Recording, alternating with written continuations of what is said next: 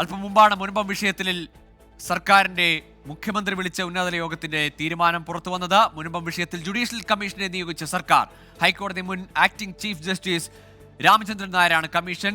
കൈവശാവകാശമുള്ള ഒരാളെയും ഒഴിപ്പിക്കില്ല. പ്രശ്നത്തിന് പരിഹാരമാകുന്നതുവരെ നോട്ടീസ് നൽകരുതെന്ന് വഖഫിനോട് ആവശ്യപ്പെട്ടിട്ടുണ്ടെന്നും മന്ത്രി പി രാജീവ് അറിയിച്ചു. അവിടെ താമസിക്കുന്ന അർഹരായിട്ടുള്ള കൈവശാവകാശമുള്ള ഒരാളെയും ഒഴിപ്പിക്കാൻ പാടില്ല എന്നുള്ളതാണ്. ഇനി ഇത്തരത്തിലുള്ള നോട്ടീസുകൾ ഒഴിപ്പിക്കൽ ഒരു തീരുമാനമാകുന്നതുവരെ മറ്റ് നടപടികളൊന്നും ഉണ്ടാകാൻ പാടില്ല എന്ന് വഖഫ് ബോർഡിനോട് അഭ്യർത്ഥിച്ചിട്ടുണ്ട്. അവർ അത് അംഗീകരിച്ചിട്ടുണ്ട്. മറ്റ് നടപടികളൊന്നും തന്നെ സ്വീകരിക്കുന്നതല്ല.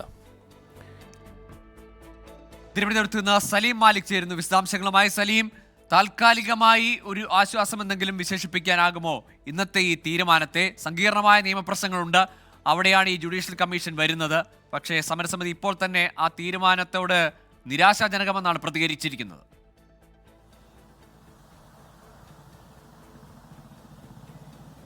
ഗോകുൽ, ഈ വിഷയത്തിൽ ഒരു താൽക്കാലിക ആശ്വാസമെന്ന് നമ്മൾക്ക് പറയണമെങ്കിൽ അത് ആ സമരം ചെയ്യുന്നവരെ പറഞ്ഞ് ബോധ്യപ്പെടുത്തുക എന്നുള്ളതാണ് സർക്കാർ ആദ്യം ചെയ്യേണ്ടതായിട്ടുള്ള കാര്യം. നിലവിലെ ഈ തീരുമാനം അതൊരു യുക്തിസഹമായ തീരുമാനം എന്നാണ് മന്ത്രിമാർ ഉൾപ്പെടെ വിശദീകരിക്കുന്നത്. അതിന് കാരണം ജുഡീഷ്യൽ കമ്മീഷനെ നിയോഗിക്കുക എന്നുള്ളതാണ് ഇന്നത്തെ ഉന്നതതല യോഗത്തിലെടുത്ത ഏറ്റവും പ്രധാനപ്പെട്ട ഒരു തീരുമാനം. അതിന്റെ കാരണം മന്ത്രിമാർ ഉൾപ്പെടെ വിശദീകരിക്കുന്നത് ഇന്നൊരു യോഗത്തിന് ശേഷം അവിടുത്തെ ഭൂമിയുടെ അവകാശം ഉൾപ്പെടെയുള്ള കാര്യങ്ങളിൽ വൈകാരികതയുടെ പേരിൽ തന്നെ ഇവർക്ക് ആ മുഴുവൻ അവകാശങ്ങളും പതിച്ചു നൽകുകയോ മറ്റോ ചെയ്താൽ വീണ്ടും കോടതിയിലേക്ക് പോകാനും വലിയ പ്രശ്നങ്ങളിലേക്ക് പോകാനുമുള്ള സാധ്യതയുണ്ട്.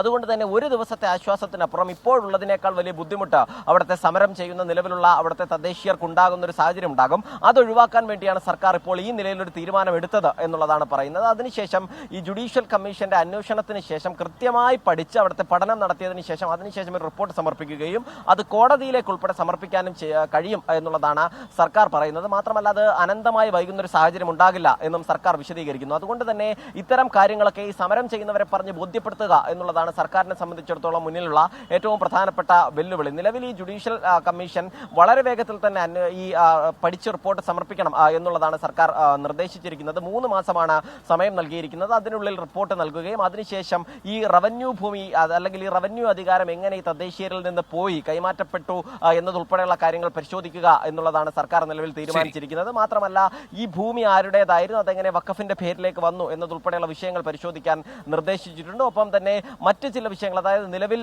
ഇതുമായി ബന്ധപ്പെട്ട് നോട്ടീസ് നൽകിയ ആരെയും കുടിയൊഴിപ്പിക്കില്ല, നിലവിൽ ഇനി ആർക്കും നോട്ടീസ് നൽകില്ല എന്നതുൾപ്പെടെയുള്ള തീരുമാനങ്ങളും ഇന്നത്തെ ഉന്നതതല യോഗത്തിൽ എടുത്തിട്ടുണ്ട്. ശരി സലീം, ഏതായാലും ശാശ്വതമായ ഒരു പരിഹാരം ഉണ്ടാക്കാൻ വേണ്ടിയാണ് ജുഡീഷ്യൽ കമ്മീഷനെ നിയോഗിച്ചിരിക്കുന്നത് എന്ന് സർക്കാർ വിശദീകരിക്കുകയാണ്. പക്ഷേ മുൻപം വിഷയത്തിൽ ജുഡീഷ്യൽ കമ്മീഷനെ നിയോഗിക്കാനുള്ള സർക്കാർ തീരുമാനം തള്ളുകയാണ് സമരസമിതി. ജുഡീഷ്യൽ കമ്മീഷനെ വെക്കുന്നത് പ്രശ്നപരിഹാരം നീണ്ടുപോകാനിടയാക്കും.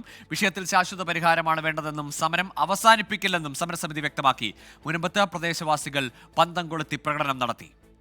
സർക്കാരിന്റെ ഭാഗത്തുനിന്ന് ജുഡീഷ്യൽ കമ്മീഷൻ അന്വേഷിക്കാന്ന് പറഞ്ഞാൽ കഴിഞ്ഞ 35 വർഷമായിട്ട് ഞങ്ങൾ അനുഭവിക്കുന്ന റവന്യൂ അവകാശങ്ങൾ ഇല്ലാതെയാക്കുകയല്ലേ? അപ്പോൾ അത് എന്താണത്? ഞങ്ങൾ പണം കൊടുത്ത് വാങ്ങിയ ഭൂമി രജിസ്റ്റർ ചെയ്ത് ഇത്രയും 3 വർഷമായിട്ട് ഞങ്ങൾക്ക് ബുദ്ധിമുട്ടിക്കുന്നു. വീണ്ടും ഒരു കമ്മീഷനെ വെച്ച് ഇത് പുനർപരിശോധിക്കേണ്ട ആവശ്യമില്ലല്ലോ. അതുകൊണ്ട് ഞങ്ങൾ പ്രതിഷേധമാണ്. ഞങ്ങൾ ശക്തമായ രീതിയിലുള്ള സമരങ്ങളുമായിട്ട് മുന്നോട്ട് പോകും. വഖഫിന്റെ അസറ്റിൽ നിന്ന് ഞങ്ങളെ മാറ്റിത്തരണം. അത് മാത്രമാണ് ഞങ്ങൾക്ക് പറയുവാനായിട്ടുള്ളത്. നിതിൻ അംബുജനുണ്ട് വിശദാംശങ്ങളുമായി മുനമ്പത്ത് നിന്ന്. നിതിൻ, ഈ സർക്കാർ പറയുന്നത് ശാശ്വതമായ പരിഹാരം ഇനി ഒരു നിയമതർക്കത്തിലേക്ക് പോകാത്ത തരത്തിലുള്ള പരിഹാരമാണ് മുനമ്പത്ത് ലക്ഷ്യമിടുന്നതെന്ന്. പക്ഷേ 2.5 വർഷമായി ഭൂമിക്ക് അവകാശമില്ല. ചികിത്സ, വിദ്യാഭ്യാസത്തിനടക്കം ഒരു ലോൺ എടുക്കാൻ പോലും ആവാത്ത മനുഷ്യർക്ക് ഈ തീരുമാനം ഉൾക്കൊള്ളാനാവുന്നില്ല. എന്താണ് സമരസമിതിയുടെ തുടർ പരിപാടികളുടെ പദ്ധതി?